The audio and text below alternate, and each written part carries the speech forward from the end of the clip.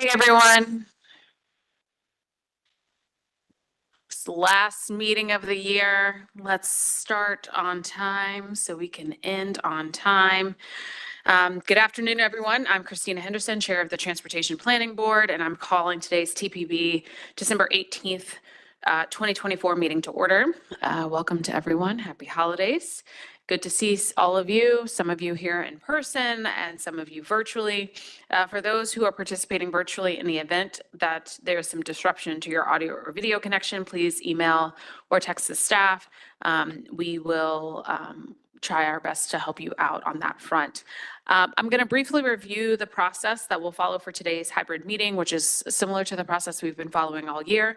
We'll start with the roll call vote of board members participating in today's meeting and then confirm we have a quorum. During the agenda items, I will have the presenters complete their briefing, and then we'll turn to members for questions, comments, and otherwise. I'll call on members by jurisdiction, and for those of you who are online, I'll do my best to monitor hands raised to make sure that we call on you as well. For action items, after the presentation, I will make a motion to adopt the resolution, then seek a second to the motion made. If you are seconding, please state your name and jurisdiction, just so we have it for the record. And then when we vote, we're only voting, I'm calling for the nays and abstentions only. And so I'll take your silence as a yes. So yeah, I think we've got it. All right, Lynn, if you want to call the roll. Great. Welcome, everybody. Happy holidays. So I'm going to start with your district, the jurisdiction or agency. And if you could state your name, we'll capture you.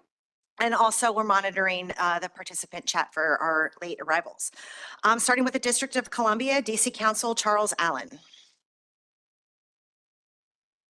DC Council Ms. Christina Henderson. Here. DC Council Matt Fruman. Here. Thanks. DC Department of Transportation. Amanda Stout here. Thank you. DC Office of Planning. Rebecca Schwartzman present. Thanks, Rebecca. Moving to Maryland, City of Bowie. Charles County. Ruben Collins present. Thanks, Ruben. College Park. Frederick County. Mark Mishler present. Thank you. City of Frederick. Kelly Russell present. Hi, Kelly. City of Gaithersburg. Neil Harris present. Thanks. City of Greenbelt. Here. Virtually. City of Laurel. Montgomery County. Corey Pitts present. Thanks, Corey. Prince George's County. Victor Weisberg present. Thanks. What else? City of Rockville. Monique Ashton, present. Thanks. Tacoma Park. Cindy DeBala, present. Thanks, Cindy. Maryland Department of Transportation. Drew Morrison present. Thanks. Maryland House of Representatives. Thanks. Oh, sorry. Yep. Maryland Senate. And moving on to Virginia, City of Alexandria. Kanik present. Thanks. Arlington County. City of Fairfax. Tom Ross present. Thanks, Tom. Fairfax County.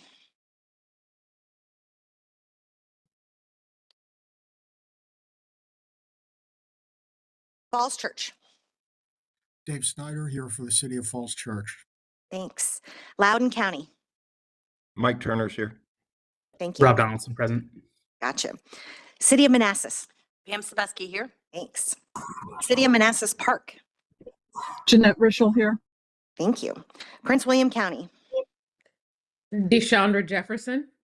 Thank you. Thank you. Megan Landis present. Thanks, Megan. Virginia Department of Transportation. Bill Cutler present. Thanks, Bill. Virginia House of Representatives. Virginia Senate. Jennifer Boysko present. Thank you. Moving on to WMATA. Allison Davis present. Thank you. Our ex officio members, Federal Highway Administration, Federal Transit Administration, National Capital Planning Commission. Ooh, Michael Weil here. Oh, thanks, Michael.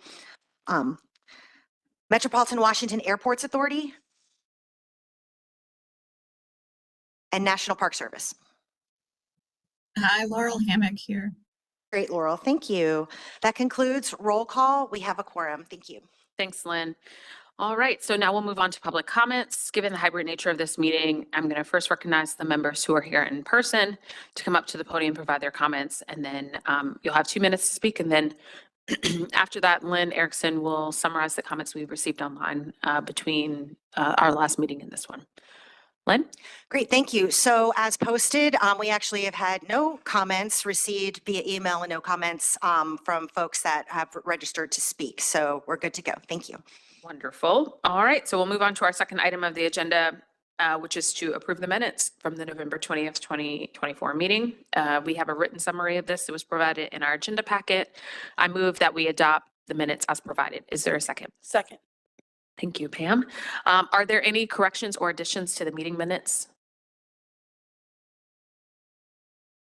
Okay, hearing none, we will vote now. So are there any nays or abstentions from the District of Columbia? Any from Maryland?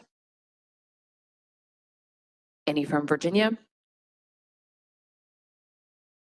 Any from the other agencies? All right, the minutes are adopted. Thank you. We'll now move on to the technical committee report. We have a written summary of the December 6th meeting. Chair Amy Gabarini is unable to participate in today's meeting, so I'll ask Lynn Erickson to highlight the report for us. Lynn? Great, thank you. So we met on December 6th. Hold on, let me just pull this up.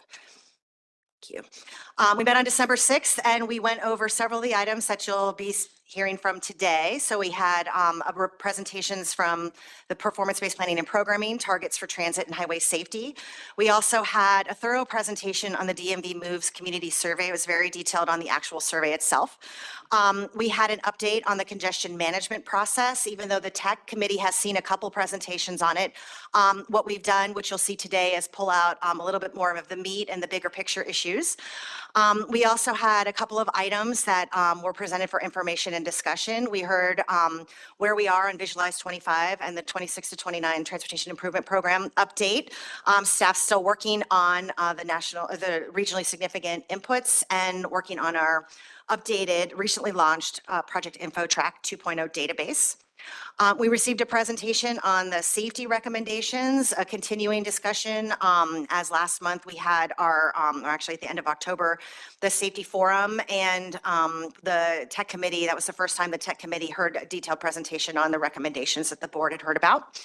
And we also were presented with information from the climate change mitigation activities that COG and the TPB are working on. The Climate Pollution Reduction Grant Program has a comprehensive climate action plan component and also charging fuel infrastructure grant award. We heard about both of those, the status of the plan and the recent grant award that COG received. And lastly, the Transportation Resilience Improvement Plan project list update. The TPB approved the Transportation Improvement Plan last summer with a project list, and there's a grant application process that's due at the end of February. And in light of that, we're providing an opportunity to update this list so even more projects in the region could be eligible for PROTECT funding. And that concludes the tech meeting update. Thank you. Thank you. So obviously Lynn is not Amy, but if there are any questions for Lynn from DC? Any questions from Maryland? For Virginia? The other agencies? Okay. Amy is also concluding her chairmanship of the technical committee at the end of this month. I know she's not here, but still on behalf of all the members of the board, I do want to thank her for her work this year. And as a token of our appreciation, I have a certificate that the staff will pass on to her. It won't be in that pile because we mailed it to her, but it's going to look like the rest of them that are in front of Great. you. A big, nice, beautiful certificate to remind her of her year of hard work. Awesome. All right. Well, in the spirit of it all, everyone join me in congratulating Amy and saying thank you. She was amazing. She did really well. Thanks. She did a great job. Okay. So we'll now move on to our committee community advisory report as well as our Access for All report. We'll start with Community Advisory Committee. We have written summary of the December 13th meeting from Chair Ra Amin. Chair, if you would report out for us. Good afternoon, TPV members. Thank you, Chair Henderson and Vice Chairs Walkinshaw and Harris. The CAC meeting on December 12th included a roundtable with TPB leadership, state-based breakout sessions, and our Act Locally round robin. The TPB leadership emphasized traffic safety, regional cooperation, and sustainable transit funding in their opening remarks. In our state-based breakouts, the District of Columbia's discussion focused on safety improvements and enforcement disparities. In Maryland, the group discussed looking at as many alternatives as possible rather than the next big thing for transportation changes, and also public engagement, challenges, and opportunities. In Virginia, the group talked about progress in reducing congestion and the importance of community involvement among those groups that are less empowered. The Leadership Roundtable is an event we appreciate. Thanks again to Chair Henderson and Vice Chairs Walkinshaw and Harris for taking the time to meet with us. During our Act Locally round robin, members shared local initiatives, including updates to the Prince William County Design Manual for Active Transportation. Chair Amin received the 2024 Advocate of the Year Award from the DC Highway Safety Office. I invite the TP members to read the CAC report for more details about our discussion. That concludes my report. I'm happy to take any questions. Thank you, Rob. Are there any questions from the District of Columbia? From Maryland? From Virginia? Any of the other agencies?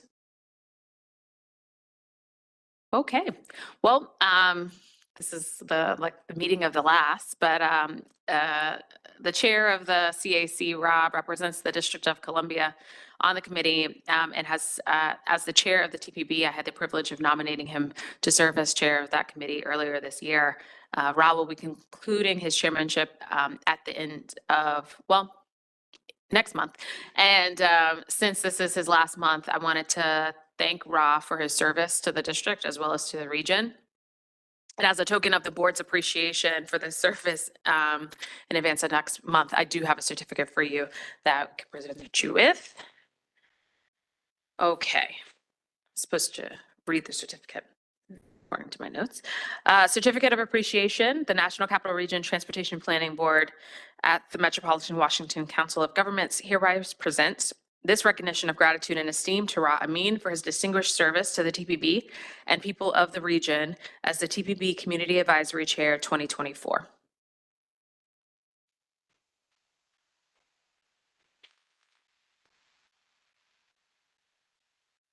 So much, Chair Henderson. Thank you. Oh, she wants us to take a photo. Not.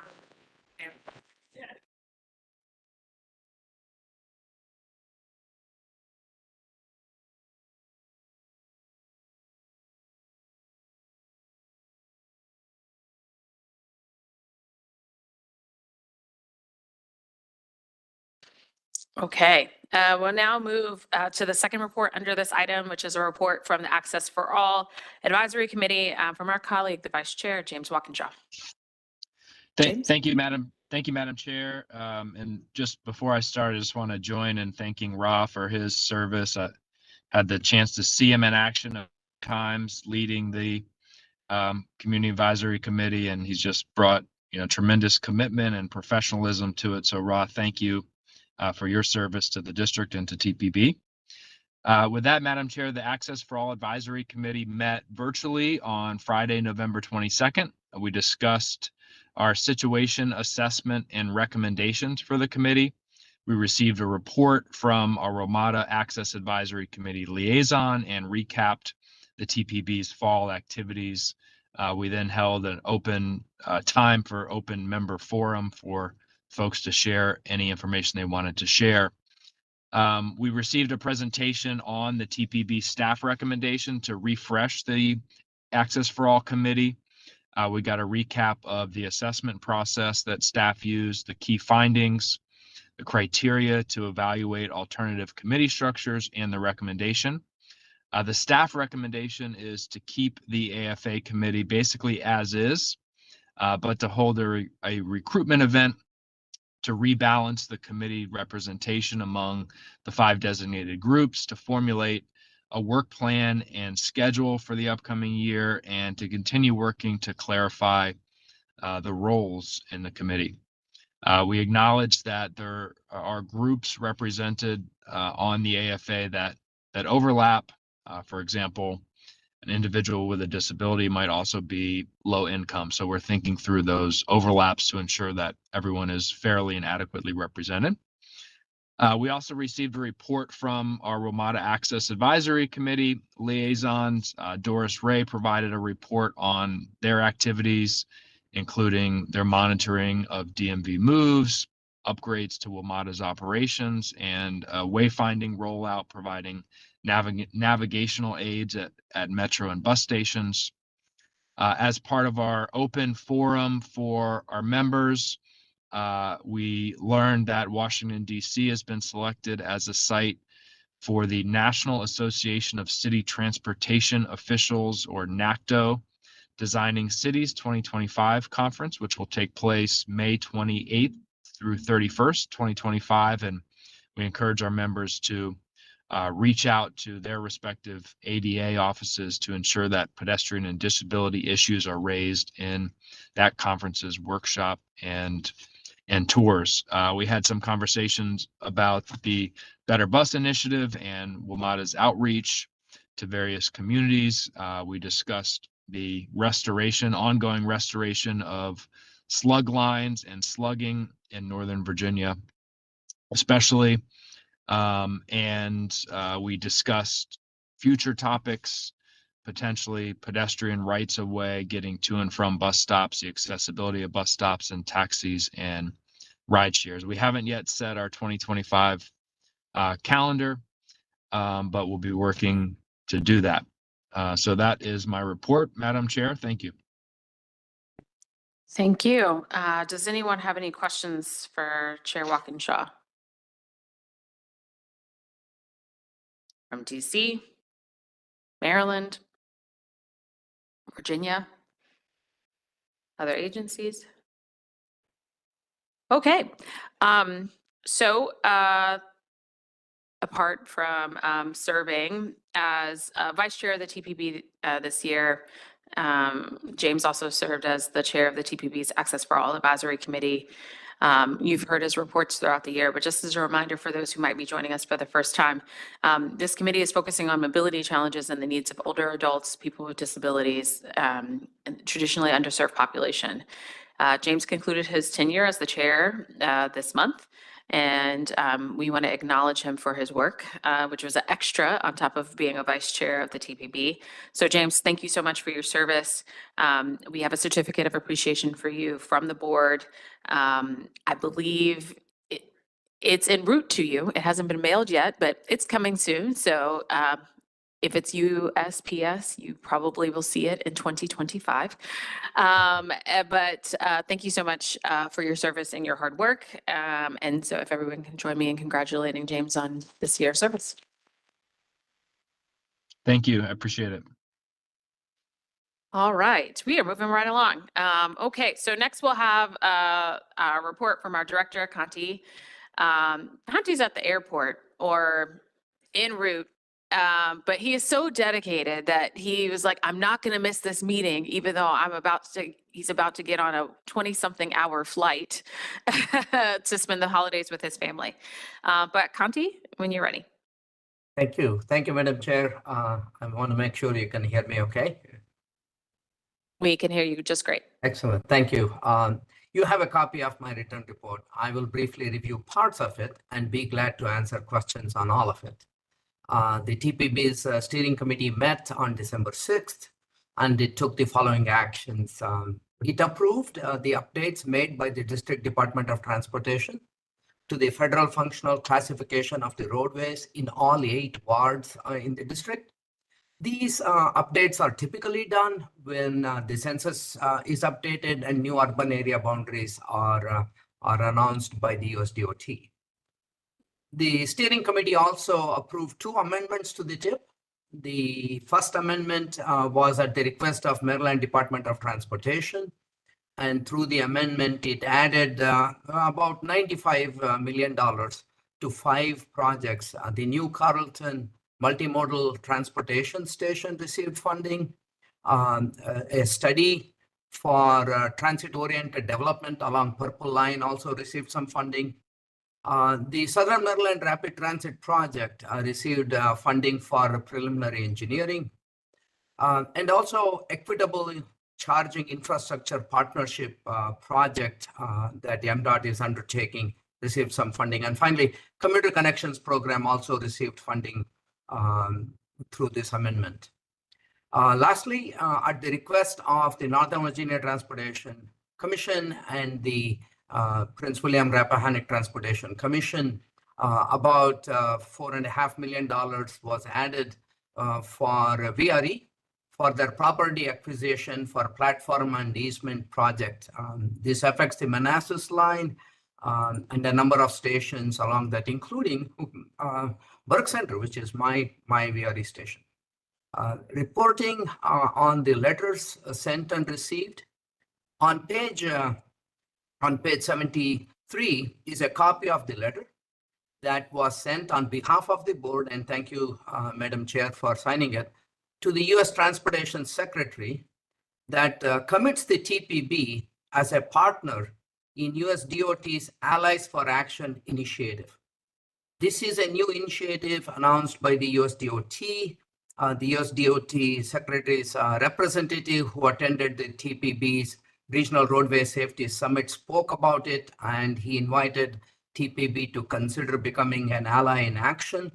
And this whole initiative is aimed at taking actions to change the existing unacceptable reality of fatalities and serious injury crashes on our roadways. And I believe, Madam Chair, you'll be speaking to it a little bit more later on under your remarks. Then turning to announcements and updates on page 76 is the proposed schedule of meetings for the TPB next year. You will note that the January meeting will be on the 4th Wednesday instead of the usual 3rd due to how the holidays worked out. And also next month, after consultation with the new officers of the board, we will be able to identify which of these meetings next year will be all virtual. The bylaws provide for a minimum of 3 such all virtual meetings each year. Then moving on to page 77, you will find the work plan proposed by staff to undertake a series of work activities to implement the recommendations that came out of the TPB's Regional Roadways Summit that was held in October. The full board discussed these last month, and staff took the discussions as charged to the staff to begin implementing all of those recommendations, and you'll see the work schedule identified there. That's in the return report. And last but not least, it's a report on a personnel matter. The TPB will be saying thank you for your service and wishing happy retirement to 2 of its longtime staff. First, Andrew Meese, who directs the TPB's Systems Performing and Planning Program. He will be retiring after 31 years of service to the TPB. Andrew directs a wide variety of multimodal planning activities. The TPB's work on regional public transportation, bicycle and pedestrian planning and activities, roadway and transit safety, emergency preparedness, congestion management process. All of these are activities that Andrew Meese oversees. You'll be briefed about the congestion management process later today by Andrew. One of the key things that I want to share with the board is Andrew helped establish not just the congestion management process at the TPB, but along with the TPB's late executive director, Ron Kirby, Andrew was the main staff who led the efforts working with the TPB immediately after the 9/11 incident to establish the Metropolitan Area Transportation Operations Coordination Program. MATOC, as it is called. This is the centralized communication center that our region today has, which monitors the roadway and transit system all across the 3 states and communicates with all of the DOTs and transit agencies across the 3 states. It's really been very invaluable in traffic monitoring and roadway safety. The second staff person who TPB will be saying thank you and will be retiring as well is Jane Posey, who manages the TPB's regional air quality conformity analysis. And Jane has been working here at TPB for 36 years. And she is the lead technical staff working on the TPB's air quality conformity and also the lead staff to work with Metropolitan Washington Air Quality Committee on developing the region's state implementation plan to address air quality issues, and particularly on helping establish the motor vehicle emission budgets that are part of the SIPs and a crucial part for TPB's conformity analysis. Jane's knowledge about the conformity inputs, federal regulations, and how to conduct conformity analysis and develop the motor vehicle emission budgets in SIP is vast and deep. And candidly, she has been my cheat sheet on these topics for a long time, so I'm not sure what I'll do after January 10th. But apart from being a great staff, both Andrew and Jane have been great colleagues, giving their time and knowledge freely to their colleagues and to all of your staffs at your agencies over the past 3 decades. They have also become great friends to many of us. We wish them happy, fulfilling, and an active retirement. So with that, I will turn it over to you, Madam Chair.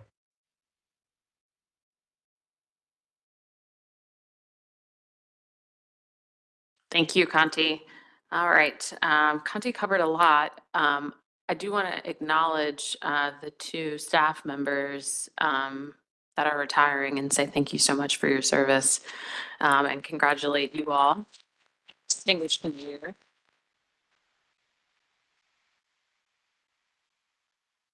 All right, does anyone have any questions for Conti?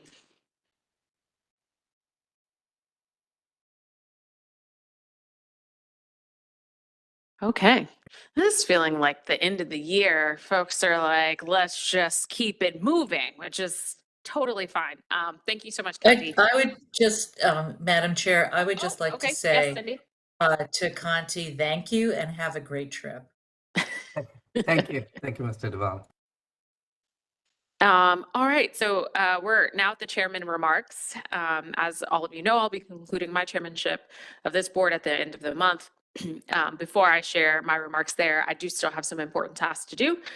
So on behalf of the board, I want to recognize and thank 2 of our colleagues, Jeanette Rochelle, the mayor of the city of Manassas, as well as Pam Sebeski, the council member from the city of Manassas Park, for their service to this region and serving on this board.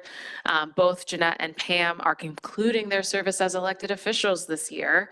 Yay them. And I have the privilege of presenting them with certificates of appreciation on behalf of the TPB.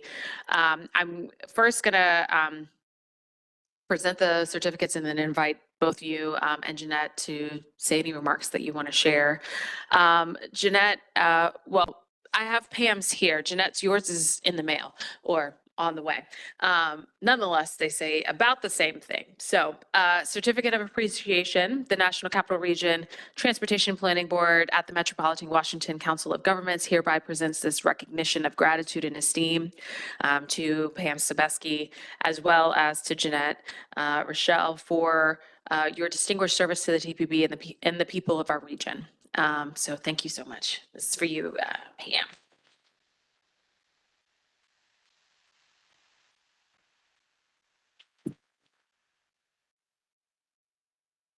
Thank you. Thank you. Yes, looking forward to return.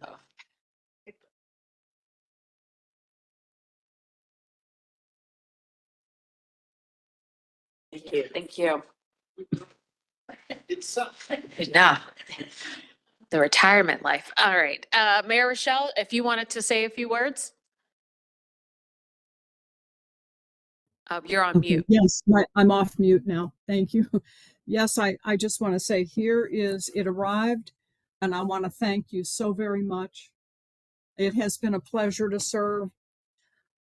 Actually, it's been a pleasure to serve on all of the transportation orgs that I represent my city on. And this is very interesting. So many different localities. So I must say I have learned a lot. And I thank you all very much. I thank staff for the superb job that they always do. And I thank all of my colleagues. Thank you. Thank you. Pam? I will echo what Mayor Richel's already said. It was my privilege when Manassas City appointed me to be able to serve here on the Transportation Planning Board. Regionalism is really how we're going to improve people getting around. And so I might be leaving elected office, but I will still be around and involved. And I really have enjoyed serving with all of you here as my colleagues, as well as this exceptional staff that has provided so much information and assistance for me, especially when I had the privilege of chairing this board in 22. So thank you, and I hope everyone has a great holiday. But thank you for the plaque and the recognition. It's appreciated. Thank you. Thank you. All right, everyone, one more round of applause. Okay, now I get to share my remarks. So first, let me start by thanking all of you, my colleagues on the board, for the support and assistance you've given me this year. And I definitely want to thank the TPB staff, for whom you can't do this work without them. While as a board, we worked on a number of tasks, as I look back, I'd like to note a few of these tasks in particular on climate change and the disruptions we're already experiencing. We developed and received a federal commendation for the first of its kind Transportation Resilience Improvement Plan. This document recognizes the importance of maintaining resiliency of our transportation infrastructure and identifies the specific infrastructure that is at risk. We established a new resiliency subcommittee to continue to work on this, and I'm excited to see what happens with this next. What else did we do? We completed a study on some of the specific issues as legislators we have to consider as we help to reduce greenhouse gas emissions. We developed a blueprint to install electric vehicle charging stations throughout our region that we at the local and state level can use as a starting place when we're making our siting and investment decisions for EVs. We provided grants to our member agencies through the Transportation and Land Use Connections, Regional Roadway Safety, alternative programs. We updated our National Capital Trail Network map. I'm citing these because I see these as actions that we have taken as resources to the TPB that has helped to develop members in making transportation investments. Since the TPB does not make these decisions, the TPB really serves to aid us in our decision-making and advance these regional shared goals and priorities. A significant task we worked on this year, I'm sure you all remember, is the update to our long-range transportation plan, Visualize 2050. After having each member agency go back to the drawing board for the first time in a while to re-examine all of the transportation projects in the plan and resubmit them with a new look to see how these projects would better advance our shared vision and priorities, we approved these proposed projects to be analyzed for their impacts for air quality and mobility and accessibility. We had some really candid discussions, and frankly, I think for the TPB and our goals around regionalism, while they were tough conversations, I think they were necessary and important conversations. Overall, I believe this has forced all of our agencies to take a hard look at their projects. And next year, obviously, we're not done. We'll have to review the results of the staff analysis and adopt the plan. But I'm encouraged by the conversations that we had right here in this body. Finally, I do want to recognize the work of the Regional Roadway Safety Summit that we held a couple of months ago. While the TPB has been drawing attention to the unacceptable state of our safety outcomes for the regional roadways, this summit, I believe, helped the board take a step in assisting the transportation agencies by listing out a set of activities that the TPB could engage in partnership with states and our jurisdictions, as well as with COG. I want to draw your attention to the two items that Conti had in his director's report. And these were all included in the materials that were submitted earlier. So on page 73, you'll see a letter from this board to the U.S. Secretary of Transportation, Pete Buttigieg, pledging that the TPB is an ally in action. So this is an action item that came specifically from that summit. We're going to be an ally in action to reduce the roadway fatalities and serious injury crashes on our roadways. The Transportation Secretary's representative who attended our safety summit invited the TPB to join this federal initiative. And so we look forward to continuing on that work. It not only strengthens TPB's commitment, but it also provides us a national forum to share our work of best practices and going forward. I also want to draw attention to page 77 of Conti's report, which lays out a detailed work plan for the specific recommendations that came out of our safety summit discussions, which the board reviewed and supported last month. I told the staff of the TPB earlier this year, I didn't want to do the summit if it was just another summit with nothing on an action item behind it. And so for us to have specific recommendations that the staff will be working on, that we can continue ongoing conversations with the TPB going forward, I think is incredibly important, especially as we begin in terms of the new year. And finally, I must note the partnership that the TPB has made with COG to support the DMV Moves initiative. We'll get a detailed status report later in today's meeting. The last meeting of the DMV Moves was actually in this room. Probably one of the better meetings that we've had because we were having these conversations, difficult conversations about, again, the future of public transportation in our region. I'll continue to serve on the DMV Moves Task Force, even though my term of chair will be over, but I want to continue. I hope we all can continue to advocate for a unified vision for seamless, reliable, safe, and efficient transportation in our region to meet the mobility needs of not just our residents, but also our visitors, support our economy, and help us to achieve the climate goals and just the quality of life that we all certainly strive for. And with that, I would say that concludes my report. So thank you all for hearing me out on that. So thank you.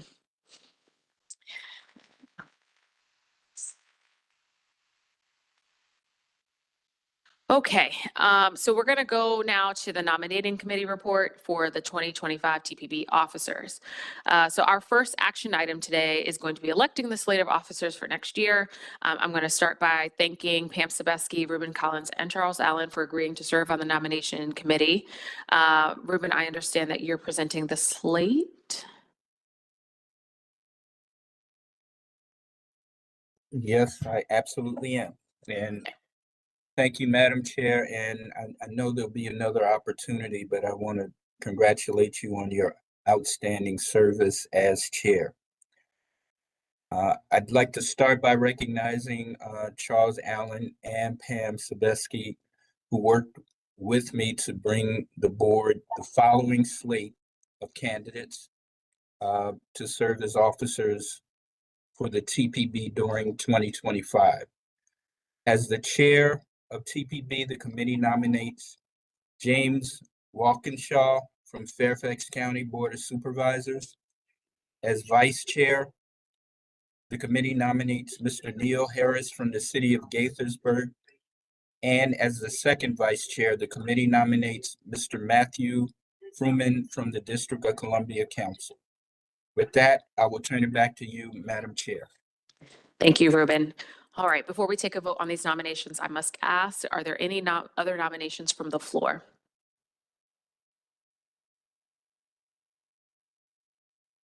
Okay, hearing none.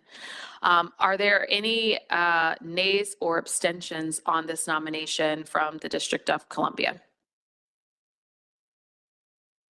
From Virginia? from Maryland? From our other agencies?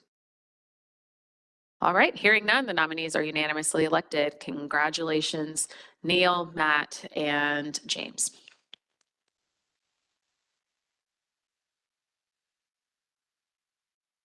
Madam Chair? Yes. It is my honor and privilege to present to you today a token of appreciation for your service. You have been a great leader that has served honorably and inspirationally towards regionalism for leadership in this region is important. And I appreciated serving with you in the time that I've been on this board. And I look forward to seeing more great things that I know you're involved in. So thank you for that. Your token reads this way. National Capital Region Transportation Planning Board hereby presents this recognition of gratitude and esteem to the Honorable Christina Henderson for distinguished service to the people of the region as 2024 TPB Chair, December 18th, 2024.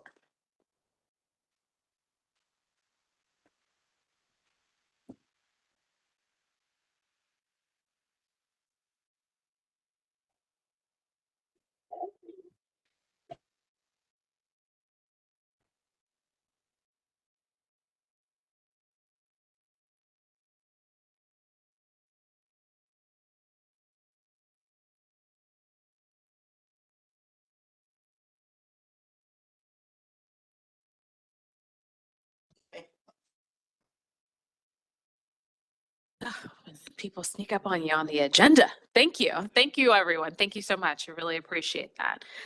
All right. So the next item on the agenda is a follow-up from our last meeting. Last month, we were presented with the proposed safety targets for our roadway and transit safety systems. We had a really good discussion and provided the staff with some feedback, particularly on potential future work activities related to roadway safety, which I addressed earlier in my remarks.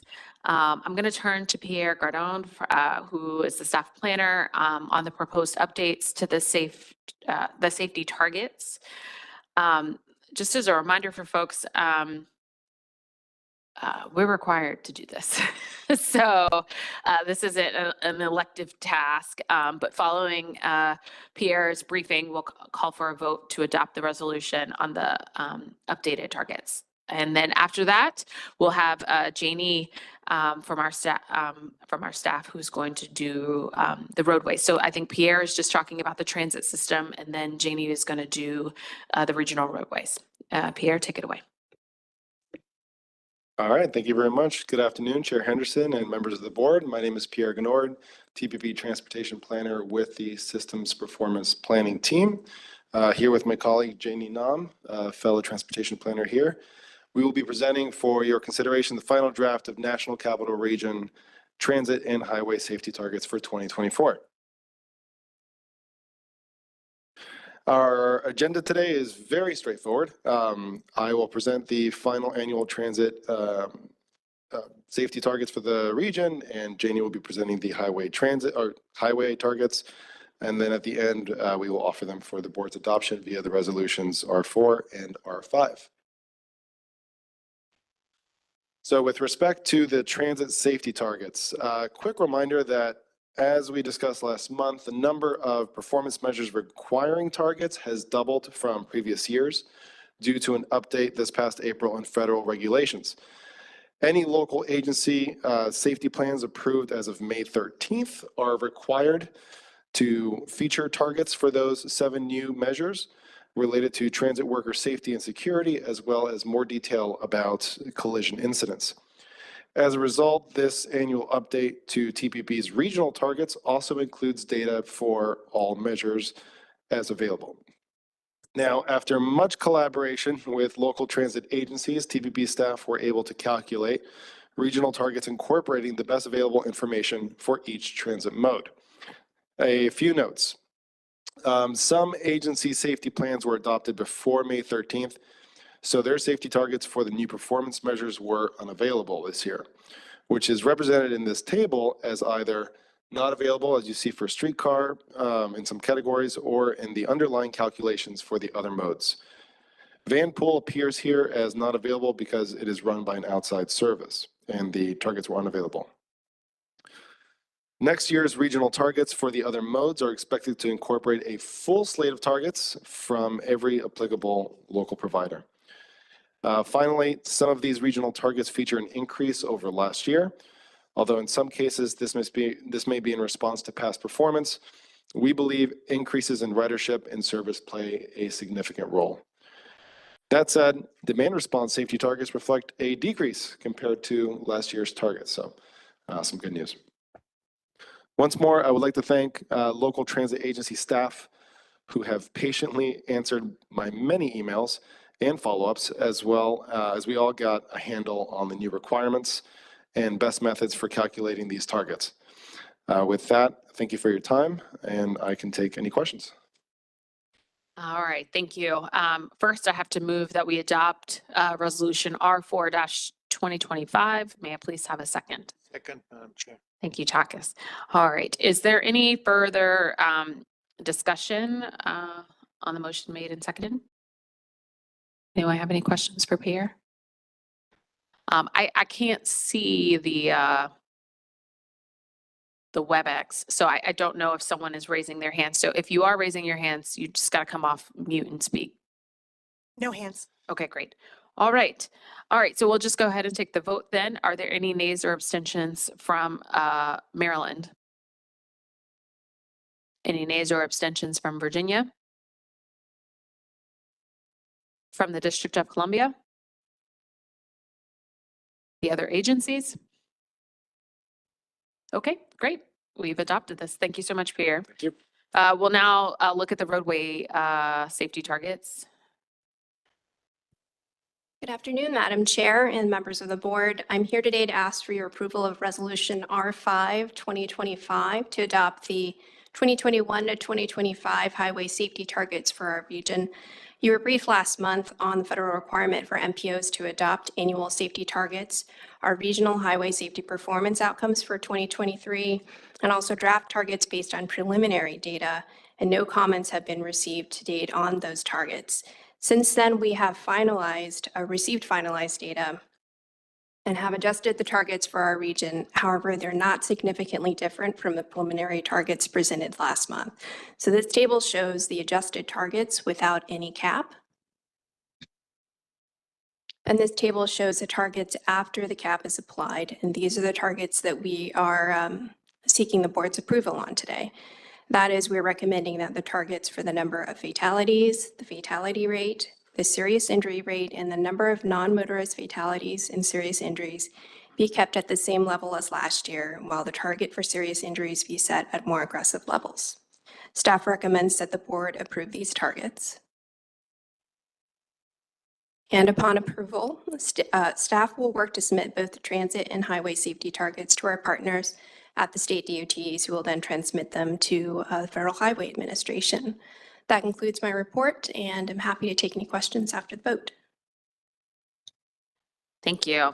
All right. First, need to move that we adopt the resolution R5-2025. May I please have a second? Second. All right. Thank you all. Okay. Are there any questions or discussions regarding this motion? Yes. Thanks, Janie. So one question and sort of a related statement. So I know we talked about the, which is separate from this formal required process, our sort of TPB action plan. We had a good discussion in November. What are next steps on formalizing that or bringing that forward for our understanding? Thank you, Drew. This is Kanti. In the memo, we have outlined the schedule for following up on all of those activities. The first one obviously was signing up as an ally in action. That is already done. We anticipate regularly coming in front of the board at key milestone points on the remaining 5 recommendations. And some of them are going to be done over an extended period of time. For example, there has been a decision that the staff is going to do an inventory of the proven best practices within the Vision Zero strategies that have been very effective, and map those strategies against the top 6 causes of fatalities and serious injury crashes in our region. So that will take a little bit of work, making sure that we have a good pool of strategies that have been proven to work, and then working to map them against the 6 leading causes, and then bringing it back to the TPB. So we expect there to be a series of ongoing briefings to the board on what the strategies are. And in any of those, if there's an opportunity for the region to collectively work together on anything, those are things that we will identify, and hopefully we will be able to assist it either in its implementation or plan design, what have you.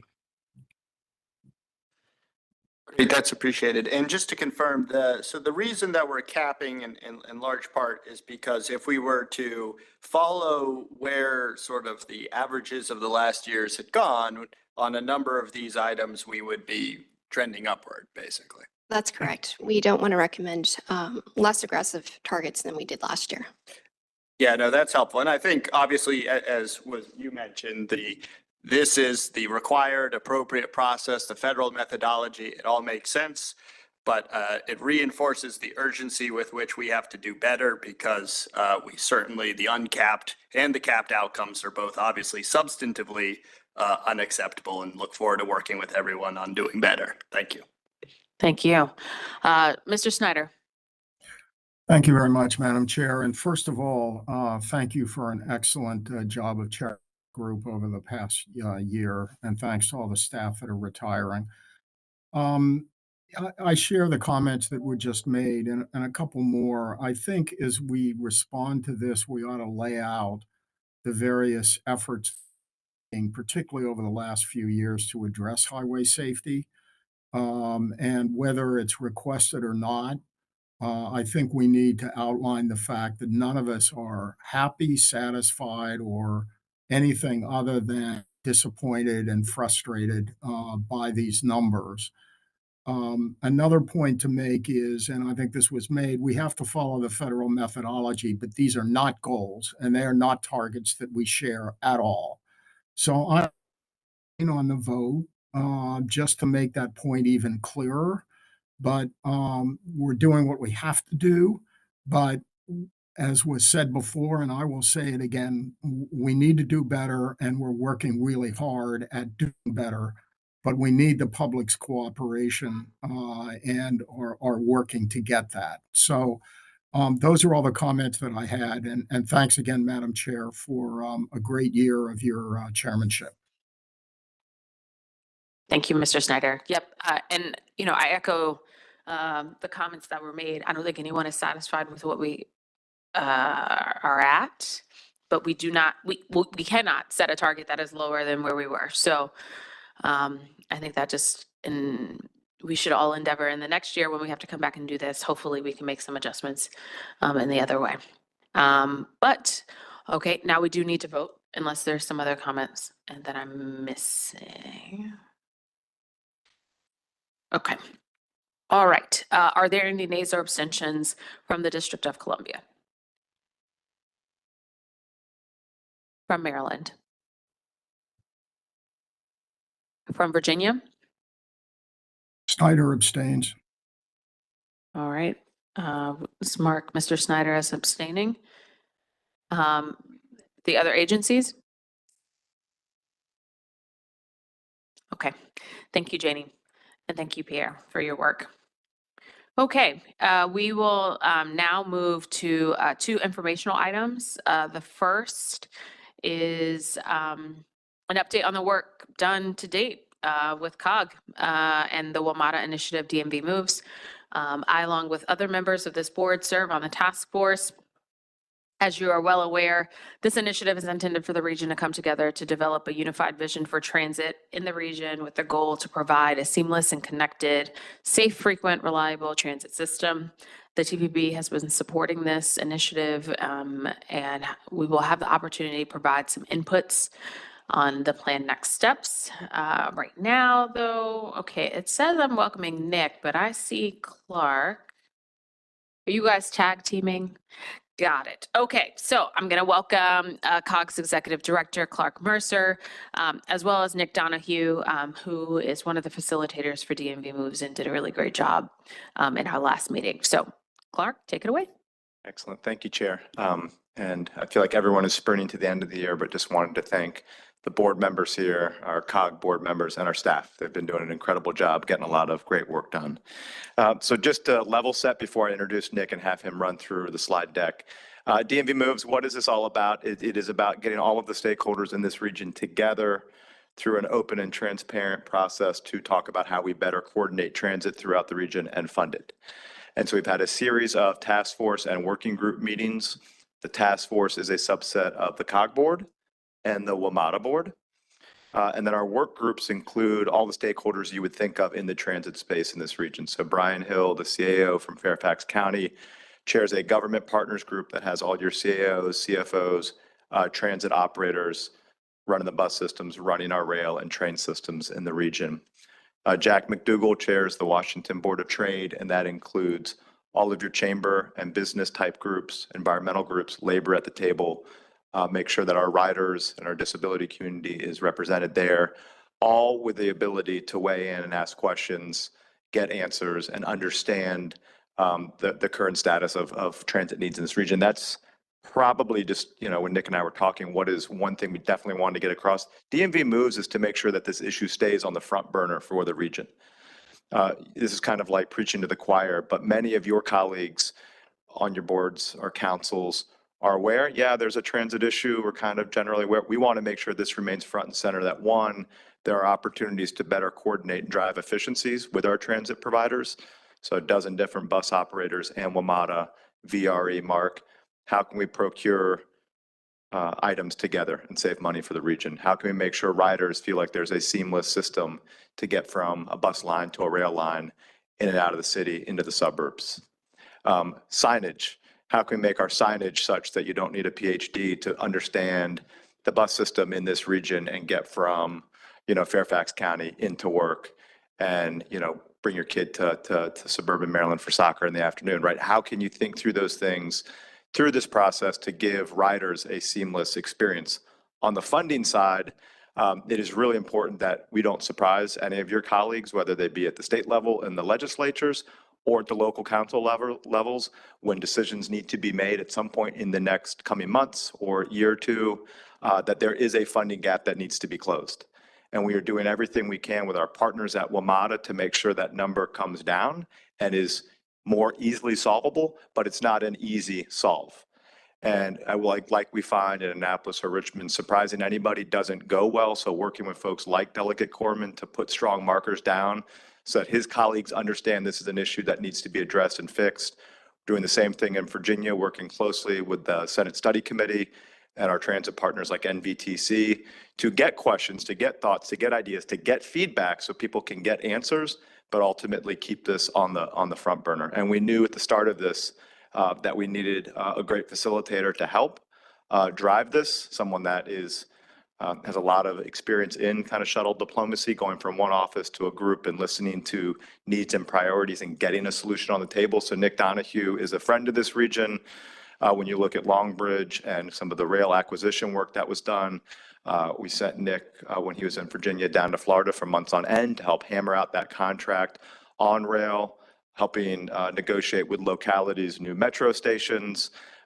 He knows the folks in this region. He is a very good listener, and he's able to arrive at consensus and actually get things done, which is the ultimate goal of DMV Moves, is to get the recommendations to the proverbial 10-yard line and then hand it off to the elected officials in this room and the region to hammer out and find a solution. I will say Virginia, Maryland, and DC, they're on different timelines when they might arrive at solutions. So we are trying to be sensitive to that and provide recommendations and a path forward to everyone to use when they need to be able to address upcoming budgets and figure things out. But this is not an effort that's going to arrive at a solution that magically everyone arrives at the same day and the same minute in each state capital and the district.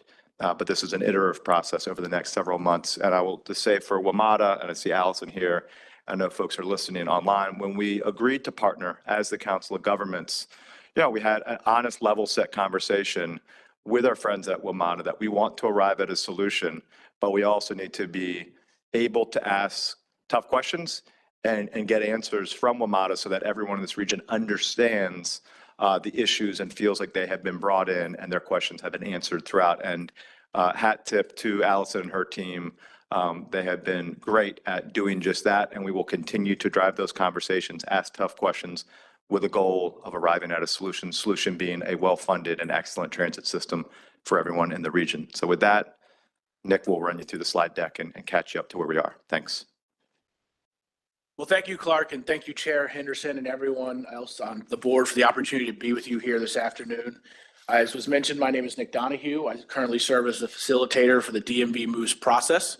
This is a joint effort, as Clark noted, that was kicked off by COG and WMATA in May. We're about halfway through the process, so this is a check-in presentation, as was noted. We're not here today to say we have arrived at the solution. This is exactly how we're going to provide and deliver world-class transit in this region.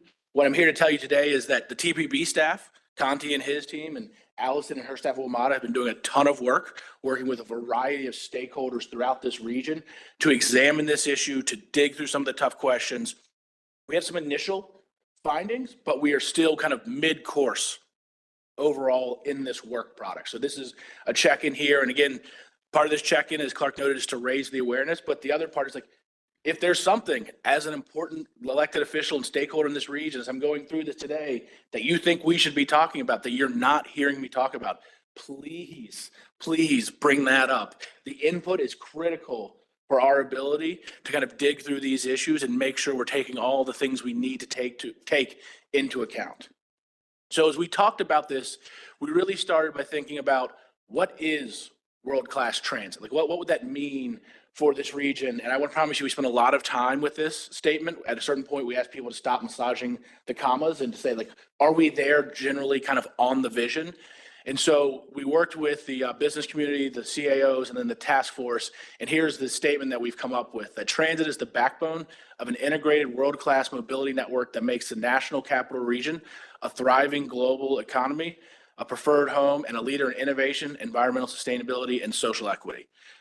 Basically, we want to make sure that we have a transit system that supports a great DMV region. We also then came up with 6 goals that are kind of driving a lot of the work that we're doing.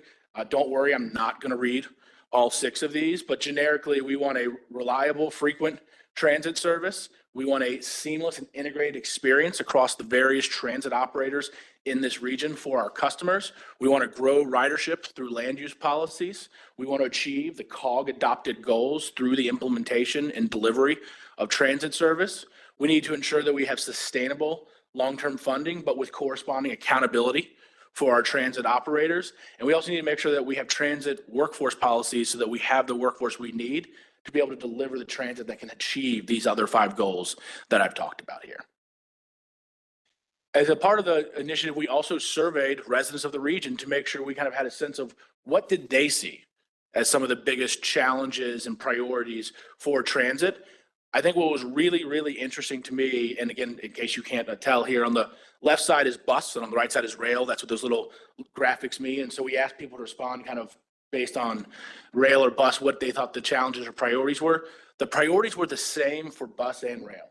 And that was more frequent off-peak and late night service. And I think that kind of reflects what we've all know has happened since COVID with changing travel habits. We don't have the same morning and afternoon peak. We have more sustained travel throughout the day, but that was a theme we kind of saw throughout the survey results. And for anyone who's interested, on the COG website is an extremely detailed set of survey results. This is the absolute kind of top level set of findings here. And then again, you see the main challenge on the bus side is not frequent enough. And then the main challenge on the rail side was essentially, I wish there was a station closer to my home, which I think as TPB, I'm sure you've heard people say many times throughout your service on this board. When we think about world-class service, though, a lot of times people go straight to the funding. It's not just funding, as Mr. Mercer kind of noted here. We're pretty unique in this region with the number of different transit operators that we have. There are 14 different service providers. in this region. And I think we could all agree if we started today with this region and said, let's create a transit network. I don't think anyone would be raising their hand and say, and there should be exactly 14 different transit service providers. Like that is not the kind of thing, if we were just starting from scratch and this didn't happen organically, that any of us would decide would be the right solution. But it's where we are, and that's okay. But that does mean we need to work on the kind of policy side to figure out what can we do to make this a more seamless and integrated experience for our customers, and also look for ways to kind of evaluate potential synergies on procurement, but also on certification and other items where we can make this work more efficiently for those transit operators. And so just kind of give you a quick example, and Ra, I've told you I've used this before, but I want to kind of call it out again. Clark talked about needing a PhD to kind of read some of the signs. And if you look at some of the signs at Union Station, I think I've counted up to 5 different bus operator signs hanging from a single pole. That's hard for people to understand. And I think, one of the things that Ra, your Citizen Advisory Committee chair mentioned after he talked with the committee, he said one of the biggest things holding people back from using transit outside of their home jurisdiction is the signage and information is conveyed in a different way. And it makes it hard and unfamiliar for people to be able to use those types of systems. I want to be really clear with everyone on this board. Most of these things have been identified in the past. So we didn't come up with like startling new recommendations that someone somewhere hadn't identified. What we're trying to do, what's different this time, is we've identified these, said they'd be really, really beneficial and helpful to examine and implement, but that last part hasn't happened. And so what we're trying to do through the DMV Moves initiative is bring the various transit providers together and work through these issues, identify the hurdles, and to the extent that we can address them while the DMV Moves process is ongoing, so that we can both make sure these policies that have been identified at many times in the past and again today can be implemented, instead of us saying, this would be really useful for our customers. Instead of saying it would be useful, let's do it. And let's do it as a part of the DMV Moves initiative, as we're all working together as a region to look at world-class transit. But that does bring me on to funding. And why are we having some of these, larger discussions on the funding side here? This is a chart that looks at WMATA's state of good repair backlog, just focused kind of generally on the red line. I think we all know that we took a major step in 2018 as a region when we came together and provided the $500 million in dedicated funding to WMATA. And that's what you can kind of see on the far end of that chart on the left side there. That's FY16. You can see the red line, which is the state of good repair backlog, drops from about $7 billion to around $4 billion today. That is a direct result of the good work that this region did that allowed WMATA to make that progress by giving them the funding to address some of their state of good repair needs.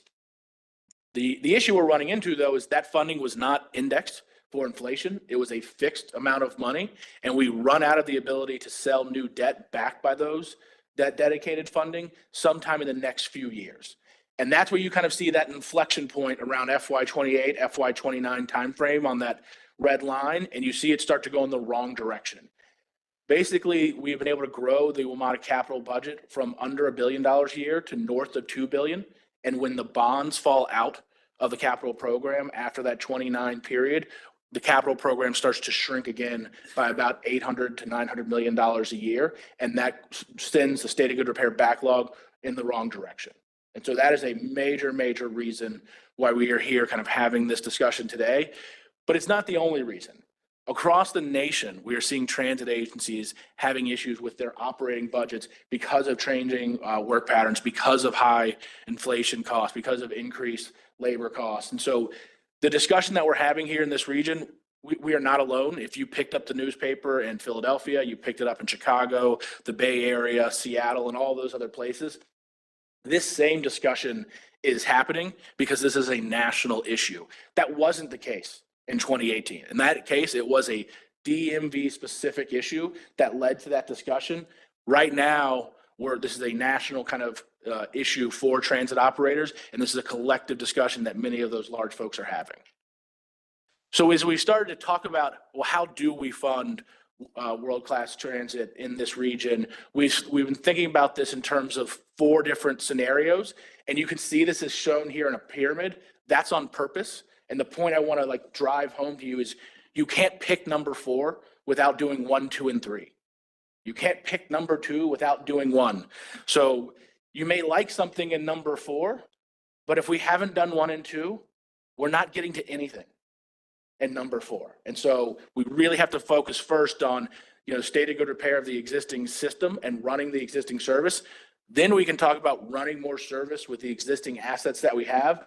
And only after we've gotten to that point can we talk about major modernization investments or even expansion of the system. So I just wanted to make that point clear as we move forward with this. And in this presentation, I'm going to talk a little bit about scenarios 1 and 2, where we've done a fair amount of work at the task force and advisory group level, and then just a little less about 3 and 4, where that is still more work is left to be done there. So in scenario 1, there's 2 components here for WMATA and then another for the local operators. Right now, today, WMATA is transferring $140 million in federal capital funding as allowed under federal law. For anyone, I've said this previously and someone said, wait, how are we doing that? Federal law allows what is traditionally capital funding provided to transit agencies to be used for operating in certain circumstances to help cover the operating gap that the region has faced. WMATA has increased that amount over the last several years by about $140 million. That is not a sustainable long-term practice because we have identified key capital needs that need to be funded. And so we need $140 million in new funding to close the operating gap. And that is on top of the rebaselining work that was done last year and the region agreed to there. And what this will do is allow the fully fund the operating gap moving forward. This amount of money, though, importantly, would need to be indexed. This cannot be a fixed amount of money like the $500 million was in 2018, or we're going to run into similar issues in the future because of inflation and increasing cost. On the state of good repair side, we need around $340 million to be able to address WMATA's state of good repair backlog. When you look at this 340, I think there's 2 things I'd really ask you to keep in mind is major components of WMATA's capital budget are fixed dollar sources that have not grown since they were created. So we already talked about the 2018 funding, but you also have the PREA funding, which was created in 2008. It is around $300 million. That has stayed at $300 million since it was authorized and first funded by the federal government in the 2008-2009 timeframe. If those sources had grown by inflation, there would be $340 million more in WMATA's capital budget.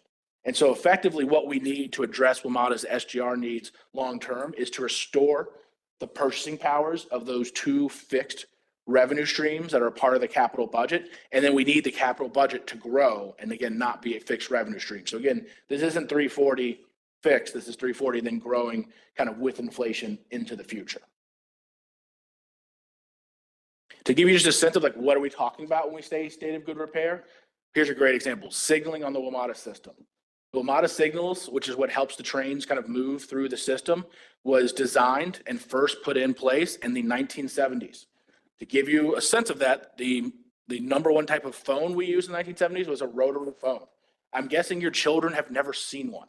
So just think about that. The system that is moving these trains through the system was put in place when the rotary phone, not the push button, but the rotary phone was the most typical type of phone in American households. Now, again, what about the Silver Line, Nick? It has a very new rotary phone, but it's still a rotary phone. We need to replace this system. It is out of date, but also WMATA is running into issues with suppliers because simply it's so old, people don't make all of these parts anymore. And so this is just a a really big example of something that's critical to the Metro Rail system that currently is unfunded, but it needs to be addressed. Another example is escalators. I think we all remember what the situation was like about 10 years ago with escalators in the system. We've made a lot of progress because of the dedicated funding. So we've actually driven the escalator backlog from about $500 million down to $70 million.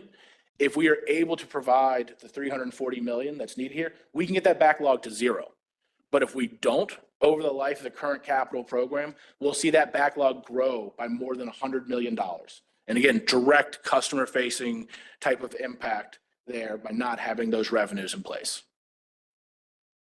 On the local side, there also needs to continue running existing service levels and address their state of good repair.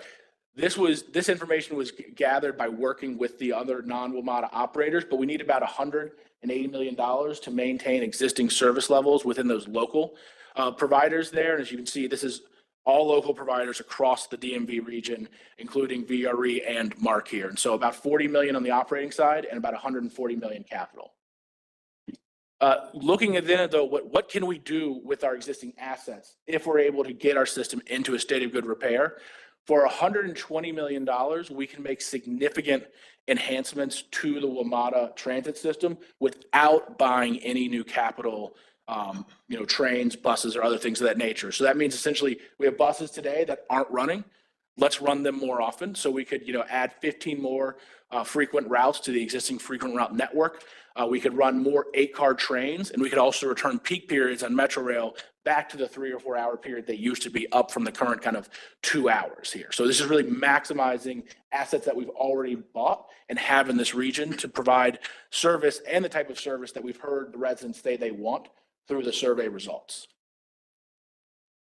And then on the local side, to increase service there about 10%, you would need about a $75 million of additional investment.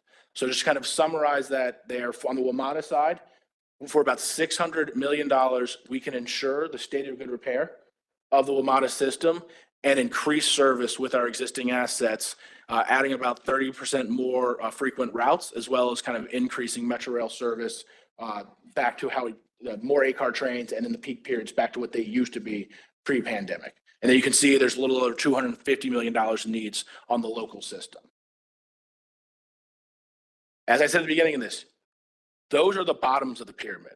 So you have to kind of start with one. If we all say we want to do one, we can then move to two. After two is where we get into things that people often spend a lot of time talking about in this region. So we talk about going to 100% 8-car trains. You hear people talk about extending Metro Rail or building new bus rapid transit systems. All of the things that are listed on this slide cost more money than we will be able to deliver out of DMV moves. And so I just want to be very direct about that. But what we're doing as a part of the DMV moves system is having the discussion about these are all our priorities, but what are our priorities of the priorities? What do we want to try and see that could be accomplished in the next 10 to 20 years and make a part of the DMV moves initiative as we move forward here? So this part of the discussion is still very early on, and a lot of work remains there, but I wanted to let you know that's kind of the framing and thinking that the task force and the advisory groups are taking as they start to look at these types of options. An important thing, though, that I want to note before I conclude here, when we talk about these funding levels, it is extremely important that the funds that go to WMATA are provided in a manner that allows for bonding and that they grow over time with some sort of inflationary factor. If those things don't happen, the numbers that I've shown you would be kind of very, very different because all of that is predicated on putting in place kind of a bond program to support WMATA's state of good repair needs. And this also directly addresses some of the issues that we've had with capital funds in this region that are created kind of some of the major impetus for us to be here today, again, with the fixed PREA funding from the federal government and the fixed $500 million in dedicated regional funding. So again, what we're trying to do here with DMV Moves is create a unified vision for what is world-class transit in this region. We're about halfway through this initiative. I expect we'll be coming back to talk to TPB again in the coming months. We're, done a lot of work on scenarios 1 and 2. We still have some more work to do, to be very direct, on 1 and 2, and some of those numbers will probably change. They're kind of a snapshot in time, and as the world evolves, which it is evolving right now, rail ridership and bus ridership continue to go up. Those numbers will change some. That's okay. We'll be able to explain to you why they've changed when they've changed. I just want to make sure people know, Nick, I saw a 600 and now you're telling me it's 595 or 610. They're going to move in the future. Any estimate that ends in 0.00 is an estimate. It's kind of, it's accurate, but it's not precise. And so you'll see some movement there over the coming months. And again, you can see we have a few more meetings of the task force, and we hope to conclude this work mid-year in 2025. And with that, Madam Chair, I'd be happy to answer any questions you or others may have. Thanks so much, Nick. I don't want to monopolize time because Nick and I have spent time together talking about some of these things. So if anyone has any questions, now's the time. Thanks so much. Actually, happy to, in the room first. Yeah. Okay. Nick, thanks so much for your presentation and all the work. I think I'll just flag from the state's perspective, and I'm sure you've heard it in the meetings, considerations as we think about DMV moves. We've done a lot in the last few years to try to put WMATA on stable footing through the dedicated capital funding deal. Governor Moore was the first out the gate to make a commitment around funding in the last cycle as we were facing the challenges coming out of the post-pandemic environment. We continue to have a very challenging fiscal environment in the state of Maryland, and we continue to have two transit systems that deserve to receive good attention. And we have a fundamental challenge of the structural deficits that emerge as operating budgets and other costs continue to outpace really any reasonable revenue source to support, any major enhancement throughout our transportation system. And so we find ourselves in this, pretty challenging pickle. Know the team is working on it, but we just want to reinforce that, our interest is in a strong transit system, and our interest is in consideration of the very real fiscal challenges that we, I'm sure other funding jurisdictions face in thinking through the entirety of our transportation system. Thanks so much. Thank you. Takis? First of all, thank you. That was quite a comprehensive one and a well-needed one, especially now that we are at the end of this year and at the beginning of the next one, asking for a friend. So PRIA is, as we have had it in the last few years, under attack again. There was legislation that didn't make it in previous cycles. So if you can elaborate a little bit about what's in the crystal ball with the incoming administration. That's one thing. The second thing is I want to pick up on a little bit on the differential of the way different states, the Commonwealth of Virginia, Maryland, and DC, different pathways to find a dependable. I would love to say they're dedicated. Let's start with dependable revenue source. Virginia is theoretically in a better place to be able to move. Maryland, not so much. Can you elaborate a little bit how DMV moves will be working with this? Thank you. Yes, thank you for your question. So I'll start with the federal government first. And again, I think crystal ball is the right term to use.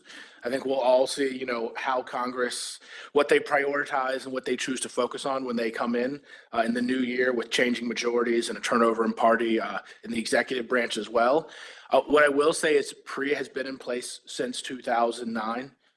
It has survived changes in party control many times over. So as you may recall, the Tea Party came in 2011 and 12, and there was a big move at that time to actually eliminate the entire federal transit program.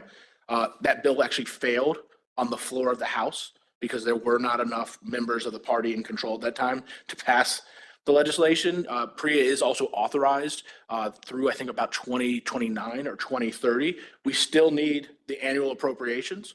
So it is kind of certainly something that could be at risk in the future. But what I would say is, while past is not always prologue, it has been able to survive through past kind of transitions. I think a useful thing for this region is many congressional staffers and executive branch staffers use WMATA to get to work. And so they get a firsthand kind of experience as to why perhaps that funding may be useful or beneficial.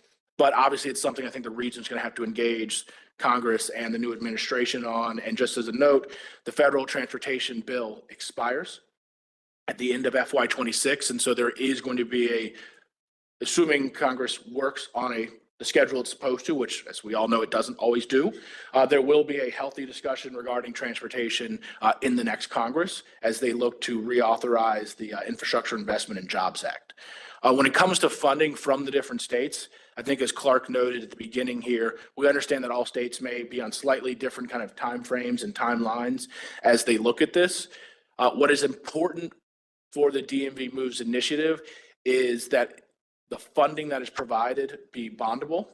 To your point, I think it could be very efficient if it were a single dedicated source, even if it were proportional relative to each jurisdiction's kind of contribution through the formulas. But what's most important is that the money is bondable and grows over time. And so it could be that the region all says, we want to do X revenue stream, and it could be at different rates, and we're going to dedicate that to WMATA. It could also be a variant on the 2018 model where everyone comes up and says, we have different ways of how we're going to provide our share, but we're going to give it to you in a way that is bondable and, unlike 2018, grows over time. And I think, Mr. Morrison, you hit on a point I meant to know during my presentation that I didn't, but it gets into Tagas's comments as well, is part of what we're also looking at here is trying to create a sustainable program over time. And so when we talk about the extra 140 for the operating budget at WMATA, WMATA is committing that they will maintain current service levels at a 3% growth rate. So trying to stay within growth rates that can match the growth rates of available revenue streams. I know that has been a challenge in the past, and there's been a whole host of issues there, and clearly it's been a problem that other regions have experienced, but we recognize that, and we are working to try and ensure that what we come up with through DMV Moves is a solution that grows at a rate that revenues can also grow in, so it can be sustainable long term. So we're not back here again in 8 or 10 years having the same discussion. Pam? Thank you. I'll be brief. Thank you for the presentation. As someone from more of the outer jurisdictions who doesn't have any service from WMATA within my region, but we do have a high need for public transportation that is being funded by the locality. The concern about unfunded mandates coming out of this to the regions that WMATA may not be physically located in is a concern, because we understand the need for it, its importance for economics and everything else that is so vital to our region. But when you are already having to fund public transportation and a limited budget, I just want hoping that that is part of the discussions at some of these meetings, is concerns about unfunded mandates that can go, because localities, we have to balance our budgets every year, unlike it seems like everybody else. So it is a real concern that at the end of the day, we don't know what funding might be coming from the federal government or even our state government in the last several years when we have to pass our own budget. So for this to be ongoing, for the reasons you've said, is very needed and honorable. But if we can't even get basic funding for government work to happen, I'm not sure where these discussions have to happen. So my biggest concern is to make sure the message goes back that unfunded mandates coming to the regions is not the way to accomplish this problem.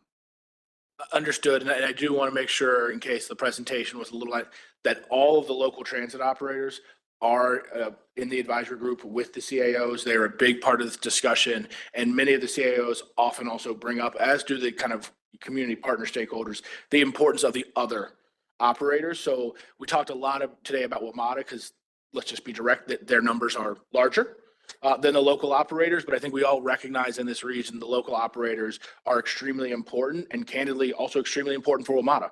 Many of the local bus services actually feed VRE, MARC, and WMATA and kind of feed the rail system there. So we very much understand the importance. All right. Oh, we've got, yes. Hi, thank you. So yeah, I just wanted to thank Clark, Conti, TPB and COG team and Nick as well for partnering on DMV Moves. And also, a huge shout out to many of you and your staff who are serving on the advisory groups. We've got working groups to those 6 recommendations that Nick mentioned. And so I think all of us, we lived here in 2015, 2016, and we know kind of what was happening in the region at that point. And I think the thing that we really want to make sure we're getting across is, with inauguration coming up, Cherry Blossoms, World Pride, all of the really big events that are coming next year and going forward. I think we're really excited to keep serving the region, but we just want to, highlight those needs that Nick really brought to the table. And so just also being clear that we know it's not just Metro, it is, VRE, it is MARC, it is all the local bus providers kind of looking at different levels of funding challenges, different levels of how do we become more efficient and work together, but that there are a lot of opportunities on the table. And so again, we're just really thankful for everyone's partnership on this, because I think we'd love to find a solution that moves things forward and that we don't have to talk about this again. So with that, happy holidays and thanks again for everyone's commitment to this.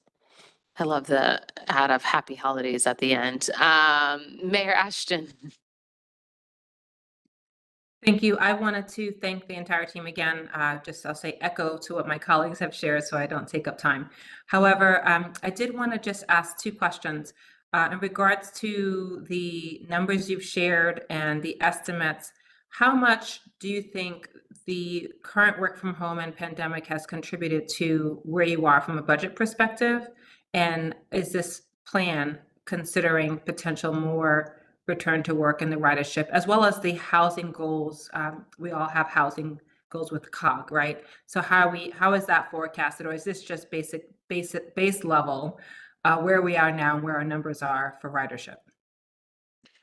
Thank you, Mayor, for the question. So these figures are based upon the current ridership and assumed changes that will take place in the future. And so I don't believe the model assumes that we are returning to everyone back in the office 5 days a week next year. It does make certain assumptions about ridership in the future that is baked kind of into all of this. I will say, WMATA has experienced 43 months of kind of consecutive ridership growth. And I think we also saw something in the first few months, of this fiscal year, where last year WMATA raised fares, and the assumption that they had in their budget is because of the increase in fares, ridership year over year would go down. What we've actually seen, though, over the first few months of this fiscal year since that fare increase is that ridership has actually continued to go up. And so if you think about kind of the spread there from a projected decrease to an actual increase with an increase in fares, I think we're seeing kind of increased demand for the system. Mayor, this is all a long-winded way of me saying there are not, is my understanding, assumptions that there's no increase in ridership, but there's also no assumptions built into there that we return back to how travel patterns used to be before the pandemic tomorrow. But I also should not get any more detailed than that and let WMATA maybe answer that question so that I don't misspeak on any more nuanced points. Allison. All right, thank you. So on bus ridership, we were actually over 2019 ridership levels right now. So there's that to be happy about. Rail ridership is still not quite back at 2019, but it is moving in the right direction. We obviously, I think we all anticipate some changes coming in 2025. And so we are thinking through what that looks like, but also wanted to flag that a lot of the work that we've done in changing service is to be able to serve people when they want to travel, which isn't necessarily only work from home. Like office work and going to the office, right? So a lot of the places where we've seen higher ridership than we had before, it's because we've put out more service. It's midday, it's evenings, it's weekends, when in the pre-pandemic service levels that we were running, it really didn't provide sufficient service for people who wanted to travel at that time. So that's kind of also a long-winded way to say that, yes, Nick is correct. We do have, increases in here, but this is not to say that all ridership returns to exactly what 2019 was. Okay. Vice Chair Harris. Thank you. So I actually spent several days in the last week going through the WMATA budget, and it was great fun. I've noticed that ridership is up considerably, about 20% from 23 to 24, and is up again this year, which is wonderful. I looked at the funding formula for the subsidies that are provided, and I mean, it's very clear that public transit needs hefty subsidies, and we're never going to get away from that, which is fine. I'm hoping that we can revisit the funding formula, and I know the state of Maryland is looking at that, as has been stated. There's a significant fixed cost and variable cost component, so a fixed subsidy formula is probably not appropriate. I think the states really need to take a good hard look and say, that will provide some fixed sum of money each year, but also provide a variable piece depending on ridership and usage. I have a question that I'm not sure it's going to be answered in this venue, but the funding formula seems to be a little off balance when you look at ridership in each different jurisdiction. Maryland's daily ridership is considerably below that of Virginia and much below that of DC, but our contribution is equal to DC and much more than Virginia. So I don't understand why that formula is the way it is, but hopefully we can get some rethinking of how this is all set up, because my understanding is the funding formula was basically designed many years ago and things have probably changed. So sorry for the geekiness, but that's how I am. Madam Chair, I'll make one brief remark, and then I'm going to look at some of my colleagues at the dais here in the room to respond to that in more detail. Understand your points about the fixed and variable costs, Ms. Harrison. I think that's actually a big part of the discussion we've been having in the DMV moves. Is a lot of community partners in particular are saying, well, we should also look at the cost side of the equation here. And we're definitely having those discussions in DMV moves, but I also think it's important when we have some of those, and I'm kind of making a point that wasn't necessarily yours, sir. I want to be clear as I say this, but just it's an important point to make is, on the Metro Rail side, close to 80% of the cost are fixed. And so when we talk about right sizing like service and other things relative to ridership and other things, 80% of those costs are going to be there, whether there are more or less trains. Now, clearly, some of the things I'm calling fixed are not actually fixed. Like you don't have to have air conditioning in August. Probably should have air conditioning in August, right? But there are choices you could make there. But of the kind of 100%, if you will, of Metro Rail cost, only about 80% of that is related to directly operating and running those trains. And I think it's really important for the region and many of the community partners to understand as we talk about how to solve this. On the formula side, my understanding is there's been a lot of work recently done on that, both on the Metro Rail and Metro Bus side, that I'm going to let Ms. Davis speak to. This is like Christmas has come early. So the Metro Board last month did adopt new subsidy formulas. So Councilmember Harris, to your point, the rail formula dated back to 1977, and then the bus formula dated back to 1997. And so we recognize that it was time to really look at that, integrate service into those calculations, because neither really kind of got to that level of detail. Make it more legible, make it predictable, because I know, Chair Sebesky or former Chair Sebesky, to your point, like wanting that predictability for your budgets is really important as well. So I can absolutely send you offline the updated subsidy that was adopted, and happy to, if anyone has questions, I'm happy to answer them, perhaps not right now, but if anyone wants to reach out, happy to answer questions about that. Thank you. Great, thank you. Okay, I think I got everyone online who had their hand up. Okay, all right, Nick, thank you. Thank you so much for the opportunity. Really appreciate it. Okay, our final item on the agenda, we have Andrew Meese from TPB System Performance Program Director. He's going to provide an update on the congestion management process here, which was part of the component of the TPB long range planning process and our long range transportation plan as well. Andrew?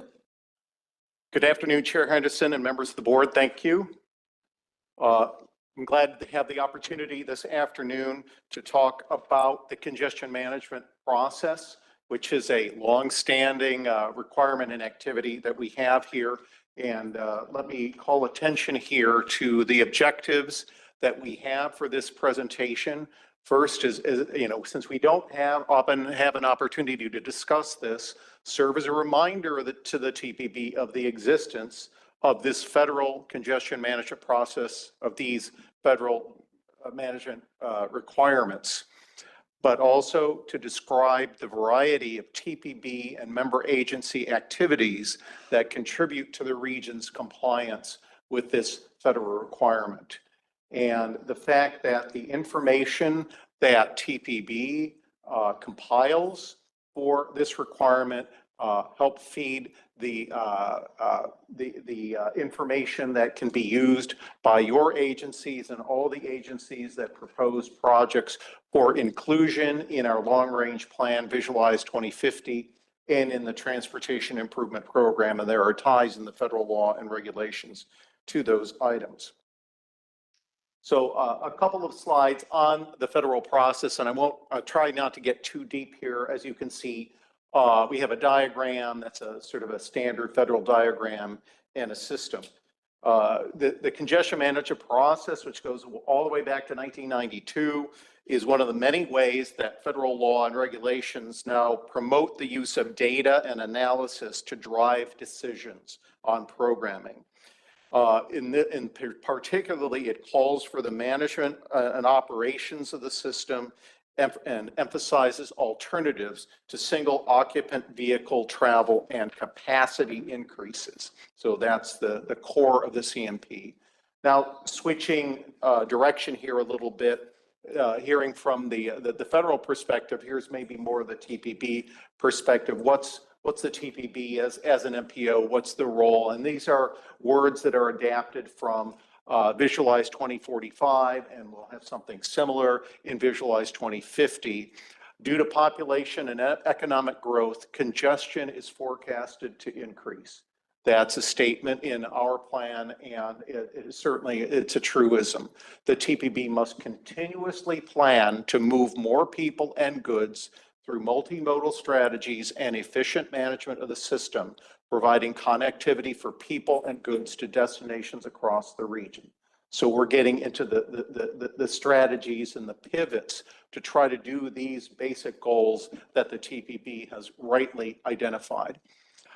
Based on TPB analyses and other sources, the CMP also provides information on trends and strategies for members' awareness, so that, as you all develop your inputs to our plan and program.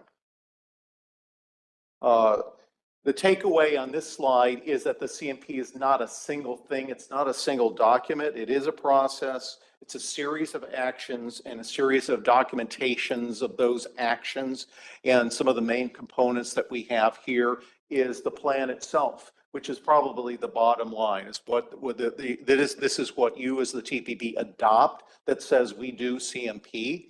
And you're ensuring that we have alternatives to SOVs. And that may be a bit basic to say in our region with our decades of commitment. And we just had a long discussion about transit.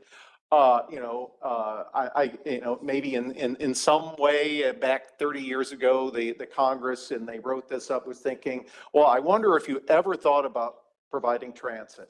So we're much farther than that here. So it becomes sort of a process of documentation. And again, it informs our plan and tip. We have specific actions and language within the technical input solicitation, which is the process by which TPB gathers the inputs to the plan and the Transportation Improvement Program that you have seen as a board many, many times. We have some specific CMP technical documents, which I won't really get into today, and almost any of the other studies, data analyses, reports that the TPB produce all informs this programming process that is looking to be multimodal in nature. All of them coming back in a secular way to advise the development of the next long-range plan. Here is, speaking of cycle, this sort of lays it out in a cycle. If over on the left we have the development and publication of our long-range plan and our tip, there's those forms again that we get specific information on projects. So project associated congestion management, not just overall systems. We do analyses, we review and identify strategies, both in demand management and operations management. I'll get more into that in a second. And we have our own our technical reports that we publish. So it's a cycle and ongoing process.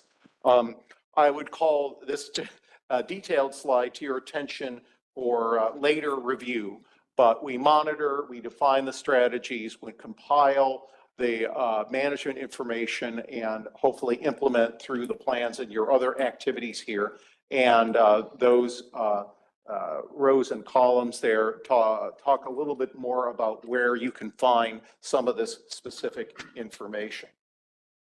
Let me change directions again on this slide, going back to what you as the TPB have said. You know, your initiatives, and in this case, there were the TPB priority strategies from several years ago. So this is an exercise to look at those strategies. And if you remember, go back, there's more than you see here. But these are the ones that I selected that are very clearly impactful for congestion management process, for congestion management as a strategy. And I won't go through all of those, but you can see that these are the things that you are promoting that are providing alternatives to single occupant vehicle travel. The takeaway from this slide is to get a little bit more into that. We have demand management strategies that the region looks at, operational management strategies that we look at. Some of those are mentioned here. And then some of those fall into this integrative category, like bus priority is a little bit demand management and a little bit operations management.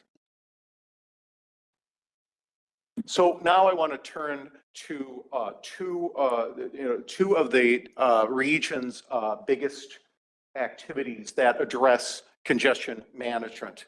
And first, on the demand management side, the region's premier demand management strategy is certainly commuter connections. It is the centerpiece of the region's transportation demand management efforts that are essential to satisfy the CMP requirements. So we are really partners here. I could hardly imagine that we would pass the federal requirements of CMP without having this commuter connections program and all of its elements. And there below, you can see some of the basics of commuter connections that obviously address congestion management. And you might remember a lot of this material you saw in April for the 50th anniversary. You see the logo there down in the lower right. The mission, the structure, and the strategy of commuter connections to have all of these organizations together, working together to have a great effort in demand management, because one of the best things you can do for congestion is the trip not taken. As you're familiar, Commuter Connections has its core programs, including ride matching, guaranteed ride home. It provides commuter resources like the commuter calculator and maps. We have regional events such as Car Free Day and Bike to Work Day, the regional mass marketing and employer outreach to try to improve, to increase these alternatives to driving, and which as a staff person, I especially value for congestion management process purposes, the monitoring evaluation. We look at, these programs to see if they're still working. What are the impacts? And that's so valuable, which I want to call attention to on this slide, these important monitoring and evaluation activities. And those first two numbers on that chart are, I think, the best demonstration we have in this region of congestion management. So there's almost 120 vehicle trips in this region that would have happened without these programs that are not taking place. And over 2 million miles of travel every single day that we are not having, and all the associated pollution and all the other impacts of that because of these programs. So that is the bottom line. Let me turn to the opposite side of that chart and talk about operations management. And many times over the years, this board and even myself in the programs that I've worked on have looked at these operations management technology, incident management, and so forth. But certainly our premier activity here is MATOC, Metropolitan Area Transportation Operations Coordination Program. And this is not within this building or institution. This is a partnership between the 3 state DOTs and WMATA. TPB is an ex officio member, if you will. looking at DOT operations and traffic incident management, of which our 3 state DOTs and others have really robust activities in this regard. But in order to coordinate across agencies, MATOC really helps. Its number one goal is this situational awareness, with the idea that if all of the operating entities, the management entities know that something is going on, they can get ahead of the game. They can respond better. All of this going back to, if only I had known that this was going on in this other jurisdiction, I could have made we could have made a certain change in our operations stance. And now that those messages go quickly, and they're they are advised about what to do. There's also tools and processes. I won't get into those. There's a lot of tools and processes that have helped that a lot. And just to emphasize that it's not command and control. MATOC can never tell any agency that they must do something, but they do have good advice. The most recent evaluation gives it a 10-to-1 benefit cost ratio for what the state DOTs are putting in for MATOC operations. Here's a diagram of what MATOC does. It is getting information from all sources, from whether it's cameras or listening to the media, the police scanners, social media, any of the kind of the monitoring, the computer systems monitoring to understand what's going on in our region's roadways. They fuse that information through their tools so that they can identify if there are issues or interlocking issues, and then send out notifications or even phone calls. They still pick up the phone and call the right people if need be. And this really helps situational awareness for the region, for what's happening in transportation. It means that perhaps incidents don't last as long, or they're less impactful. And one of the interesting things about the evolution of MATOC over the years is that it was designed to help inter-inform, if you will, the transportation agencies. And now others are so appreciative of this information. Police agencies, emergency management agencies, so forth are utilizing this information as well, far beyond. And should also mention that transit agencies, particularly those who run the bus operations, are very appreciative, because they often are, they have services that they would need to tell their passengers that reroutings are needed, or and so forth. And MATOC plays a critical role, and it's really helped, I think, our day-to-day operations. One more slide on this, and I don't want to, so it's a short slide, but by no means do I want to diminish the major roles that these other activities that you all support provide in congestion management in the region and satisfying this regulation. That transit systems are critical to car-free or car-light living, and of course to equity, which is an important consideration here. We've talked about the bus priority and BRT systems as ways that are really, I guess, integrating the kind of congestion management strategies that are identified to help. Pedestrian and bicycle transportation. Every trip is a trip not taken in a motor vehicle. Micromobility is newer, but it's been shown to be especially helpful to some underserved communities and fill some gaps somewhere. And again, maybe it's not it's not getting in a full-size car and going somewhere. Integrated corridor management, going back to kind of the MATOC viewpoint of looking at these major freeway corridors or sets of freeway corridors, MDOT and VDOT particularly, looking at all of those systems that are implemented to understand what's going on, to adjust traffic signal timing, to use variable message signs along the highway to inform motorists and so forth. And even the land use strategies, The fact that congestion management is sort of designed in the land use, building land use that doesn't make people so car dependent is a way to manage congestion. And just quickly, the logo slide, these should all be familiar kinds of things, and just the variety of things. Every one of these is a piece of this region's congestion management, whether it's specific transit, commuter connections in Maytalk, as I've mentioned, some of the priced lanes, which should probably talk about a little bit, that they have made an impact on congestion management. Today, we don't have time to go into a lot of the detail on trends. There's no doubt that congestion has increased over, let's say, the last 10 years. Going back to there is growth in population and economic activity in this region.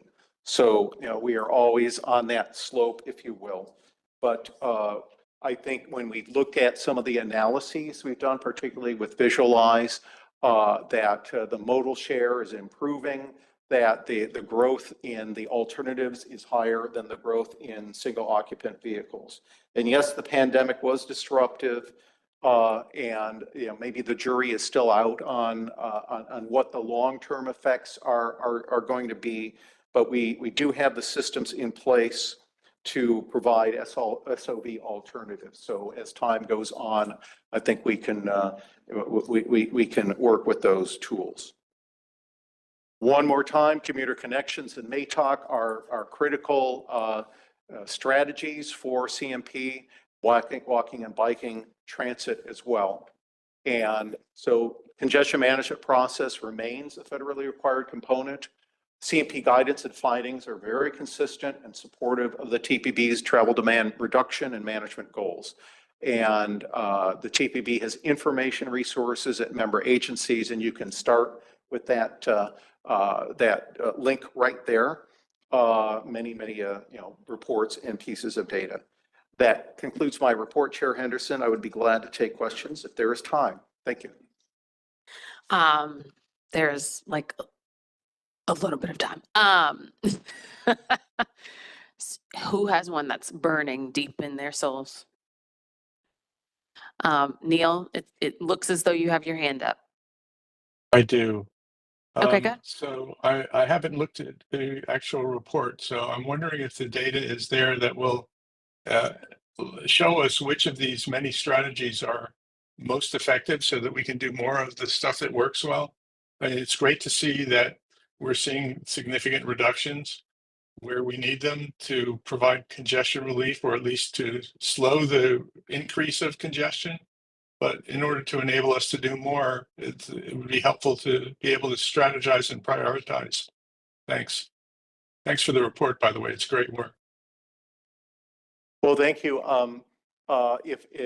If only we had the massive resources to really understand the impact of specific strategies, but I guess I'll call a couple to attention. Again, the fact that the Commuter Connections program does its extensive evaluation and shows those benefits, and there's nothing better than the fact that the trip is off the system entirely, rather than, say, if you moved it an hour or some of the other smaller strategies.